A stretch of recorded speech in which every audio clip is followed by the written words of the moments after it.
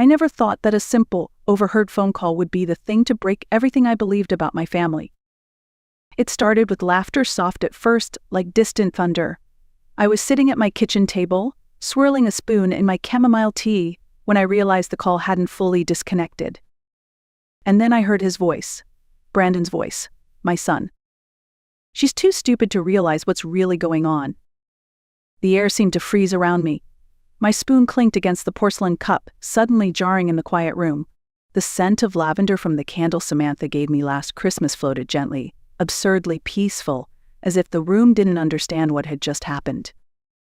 My hand trembled slightly as I reached for the phone. The line was still open.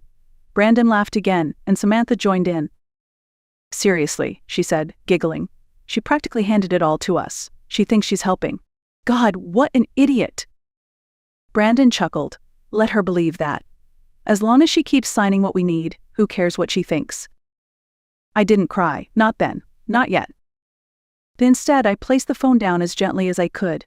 My fingers felt like they were made of glass, fragile, hollow, on the verge of breaking. The words echoed in my head, louder than any scream. I had raised him alone after his father passed. I had carried the weight of our little family for decades. And now the man I believed I had raised right was laughing behind my back, mocking me. The teacup tipped over in slow motion. Chamomile spilled across the marble countertop and dripped onto the rug I had hand-stitched in my 50s. I sat there staring at the mess, not just of the tea, but of the illusion I had been living in. Then I whispered to myself, evenly, clearly, not anymore. That morning, just a few hours before I overheard the truth, I had felt nothing but pride. I had stood at the bank, smiling as the teller printed the final mortgage receipt. Brandon and Samantha's house officially paid off. No more interest, no more monthly strain. It was my gift to them, my legacy. The money came from my husband's life insurance, the careful investments he left behind, and the savings I had quietly built over the years. Every dollar wired was a memory, a sacrifice, a promise I thought I was fulfilling. The drive to their house was quiet. My heart was full. I imagined Brandon's face lighting up as I handed him the confirmation. I pictured Samantha hugging me, maybe even tearing up, and I thought of my grandson, Matthew, toddling barefoot across the living room floor, safe, happy, surrounded by the stability I had helped create. They had been so persuasive last month. It's not just about us, Mom, Brandon had said, resting his hand on mine across my kitchen table. It's for the baby. This house will be his one day. Samantha had smiled sweetly, her eyes misty. You've done so much for us already. But this would change everything. You'd still be a co-owner, of course. Your name's on the title. You're a part of this. They made it sound like I belonged, like I was building something with them. So I had nodded. I swallowed the quiet unease that rose inside me. My late husband, Robert, would have asked more questions. He always read the fine print, but me. I wanted to trust. I needed to feel close to them. So I said yes. When I pulled into their driveway that morning, the yard looked like something out of a magazine.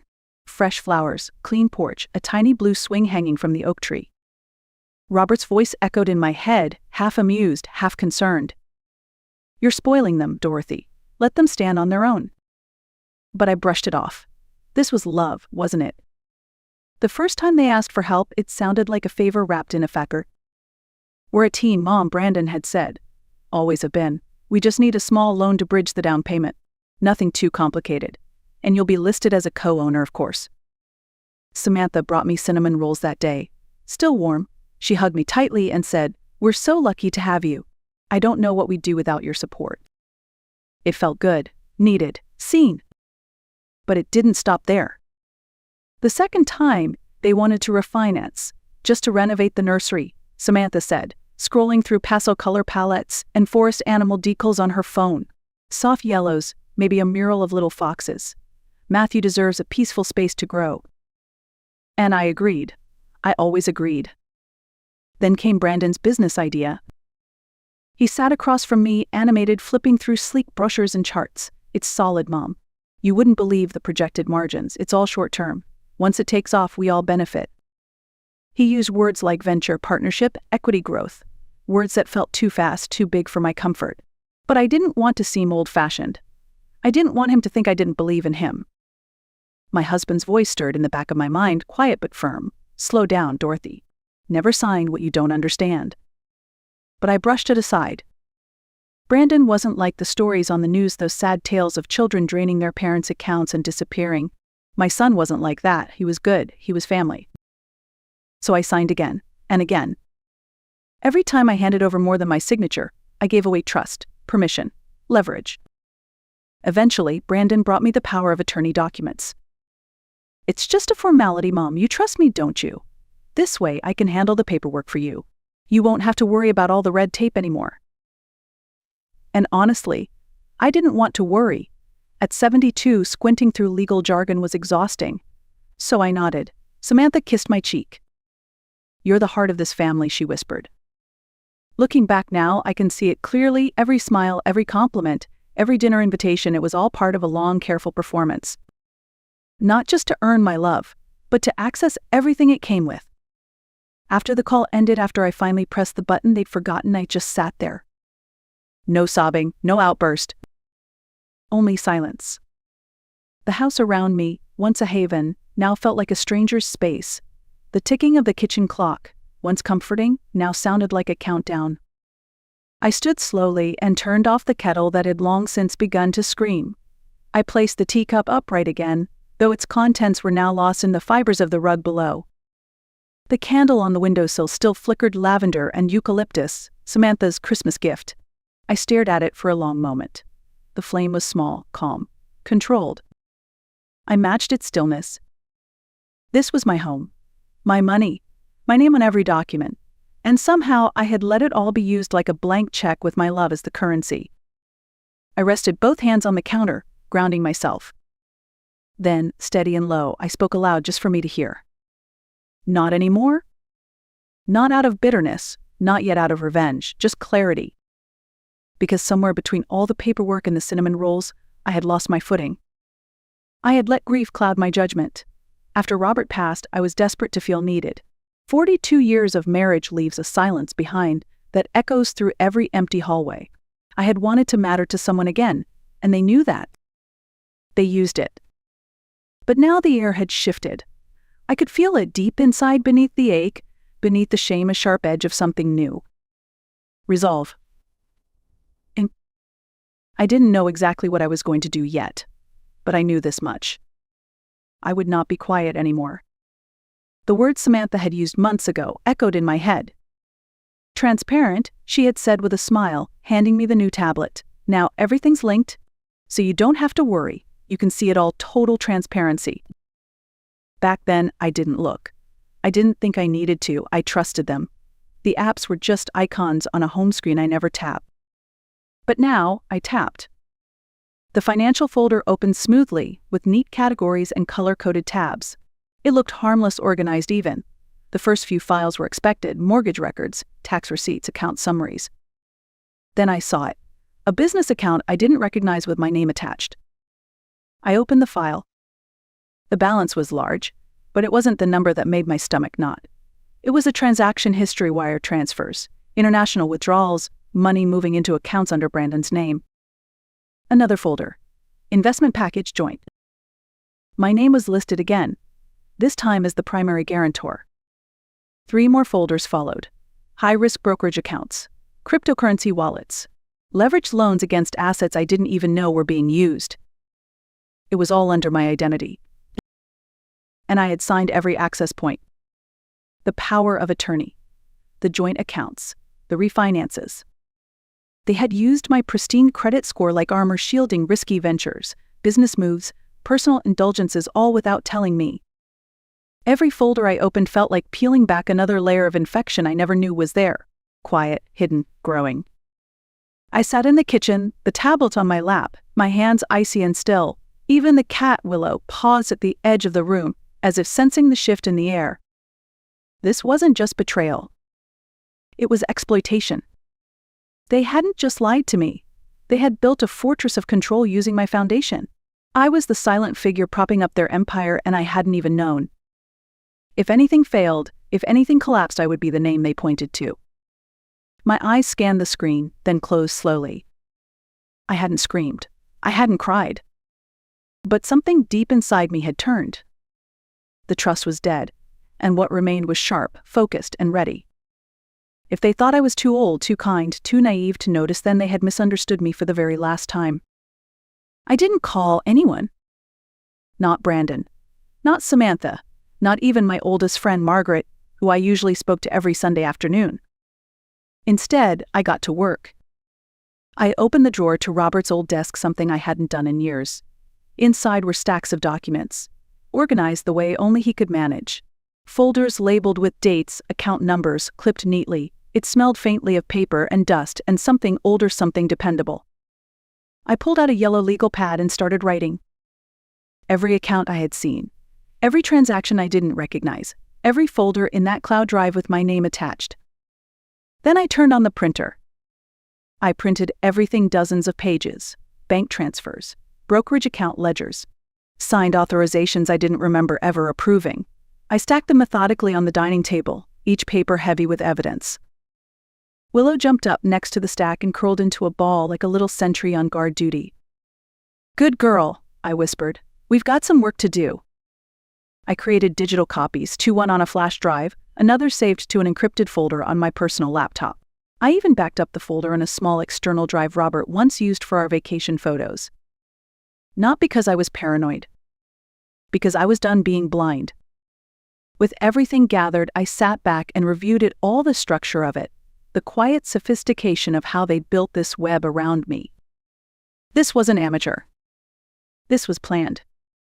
And I had been their silent partner, giving them permission, giving them room to maneuver, all under the illusion of love and gratitude. I wrote a new list on a fresh page. Revoke power of attorney. Freeze joint credit lines. Contact financial advisor. Update will and estate. Secure legal counsel. There was no panic in my chest, no rush of adrenaline, just a quiet certainty. I had been generous. I had been trusting. But I had never been stupid. And now the part of me that Robert had always said was quiet but still had come to the surface. They had built this house of cards on the assumption I'd never look behind the curtain. Well, I had looked, and I wasn't going to stop there. The next day, I called Brandon. My voice was light, casual, familiar. "Sweetheart," I said, "I'd love to hear more about that business opportunity you mentioned last week. Why don't we sit down and go over it in person?" He hesitated for only a second. "Of course, Mom. That's a great idea." We agreed to meet at a cafe Samantha liked, one of those trendy spots with mismatched chairs and soft jazz humming from the ceiling speakers. She always called it rustic chic. I arrived 20 minutes early, ordered a pot of Earl Grey, and chose a table in the far corner, my back to the wall, full view of the entrance. And my small recording device carefully positioned inside my purse, angled toward the table. Brandon arrived right on time. He smiled, kissed my cheek, and sat across from me like nothing had changed. "You look great," he said. "So do you," I replied, returning the smile. "How's the baby?" He gave me a quick update, threw in a few sweet anecdotes, and then just as I expected, his tone shifted. "Actually, Mom, there's something I've been meaning to talk to you about." Here it came. "There's this incredible investment window," he said, leaning in slightly. "They fast-tracked the timeline, and I just need a little more liquidity to finalize my position." "How much?" He glanced down as if calculating. 200,000. Short-term. Covered by our existing assets. Barely even a favor, really. I kept my expression warm. "You've already prepared the paperwork, haven't you?" He grinned. "You know me, always ahead of the curve. It's all ready just in case you're comfortable moving forward. And Samantha's on board with this too." "Of course, we both are." There it was again, the unified front, the emotional pressure dressed as partnership. I sipped my tea. "Let me review everything first. You know I like to be thorough." A flicker of surprise crossed his face, but he recovered quickly. "Absolutely, Mom. Take your time." We stood, hugged goodbye. He didn't notice how tightly I held my purse. Inside, the recorder had captured every word. As I walked to my car, I whispered to myself, "Thank you, Brandon. You just gave me exactly what I needed." The following morning, I dressed like I was heading out for groceries, slacks, a light sweater, nothing unusual. But every step I took was deliberate. My first stop was the office of Monica Whitaker, a financial attorney recommended by my advisor. She was in her late 50s, composed with the kind of stillness that makes you lean in when she speaks. "Walk me through everything," she said, flipping open a yellow legal pad. "Leave nothing out." And I didn't. The loans, the refinanced mortgage, the business accounts, the power of attorney, and finally the cafe recording. She listened without interrupting, her pen barely moving. When I finished, she leaned back, nodding once. "They've left a paper trail," she said, her tone calm but crisp. "This is not just unethical. This is actionable. If you're ready to move forward, we can begin today." I didn't hesitate. "Start now." Over the next hour, we drafted the paperwork. Immediate revocation of power of attorney. Freeze on all joint credit lines. Legal notices to financial institutions. An updated estate plan, stripping Brandon and Samantha of any future claim. "You may face backlash," Monica warned gently, "emotional manipulation, guilt, even threats." "I've been preparing for that," I said, "my whole life without realizing it." She gave me a nod of quiet respect. Before I left, she added, "Once this is filed, they'll have no legal standing over your assets. And if they retaliate, we'll be ready." I signed each document with a steady hand, no tremble, no fear. Just clarity. By the time I returned home, the first notices were already being processed. I placed the folder inside my safe, next to Robert's old will and our wedding photos. And for the first time in years, I didn't feel like I was protecting them. I was protecting myself. It didn't take long for the first crack to appear. 2 nights later, Brandon and Samantha were out celebrating. Some business milestone I assumed may be a new investor or another one of Brandon's deals dressed up as brilliance. I imagined the scene clearly: candlelit table, expensive wine, Samantha's curated smile across the table, both of them basking in their imagined success. Then the check arrived. Brandon's first card was declined. He probably chuckled at first. "Must be a glitch," he'd say. "Try it again." The second card? Also declined. That's when the panic would set in, not the loud kind. The quiet, choking kind that tightens shoulders and sharpens glances across a restaurant table. Silent calculations, dread dressed as confusion. Back at home, my phone buzzed on the kitchen counter. Brandon's name lit up the screen. I didn't answer. A few minutes later, a voicemail from Samantha followed, her tone tighter, brittle around the edges. "Dorothy, can you please call us? Something's going on with the accounts. We think there's a mistake. Maybe the bank made an error. We just need to talk, please." I played the message once, then archived it into the same secure folder where I'd saved every screenshot, document, and recording. I didn't feel satisfaction. I felt confirmation. They had no idea yet what had been set in motion. They were still treating this like a glitch, like a minor inconvenience they could smooth over with enough charm and spin. But the ground beneath them wasn't cracking. It was shifting. And I was no longer the woman they thought would do nothing but listen, nod, and agree. I didn't need to call them back, because the silence was starting to speak for me. The knock on my front door came just after 8 p.m. 3 sharp, impatient raps. I was already prepared.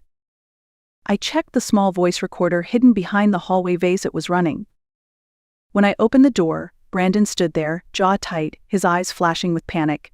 Samantha hovered behind him, arms crossed, her lips pressed into a thin, nervous line. "We need to talk," he said, almost shaking. I stepped aside calmly. "Of course, sweetheart. Come in." They walked into the living room and immediately froze. Monica Whitaker was already seated, her briefcase beside her, her presence steady and unmoved. Brandon's voice cracked. "Who is this?" "My attorney," I said evenly. "She's helping me with some overdue estate adjustments." "Estate adjustments," he scoffed. "Mom, what is going on? You froze our accounts. You pulled the mortgage. We're being denied access to everything." I sat down, gesturing to the chair across from me. "Please sit." He didn't. "You're ruining everything we've built," Brandon snapped. "We're a team." "No," I said softly. "You built it on me, without my consent, without respect. That's not a team. That's theft." Samantha finally spoke, her voice trembling. "We were doing this for Matthew, for the family." "For years I believed that," I replied, turning my gaze to her. "But I see now you didn't see me as family. You saw me as funding." Brandon's face turned red. You're destroying your own son. No, I said, standing slowly. I'm protecting myself, something you clearly never intended to do. Monica opened her briefcase and slid a folder across the coffee table. These are the documents detailing every unauthorized transaction you initiated under your mother's name, she said. They've already been submitted to the appropriate authorities.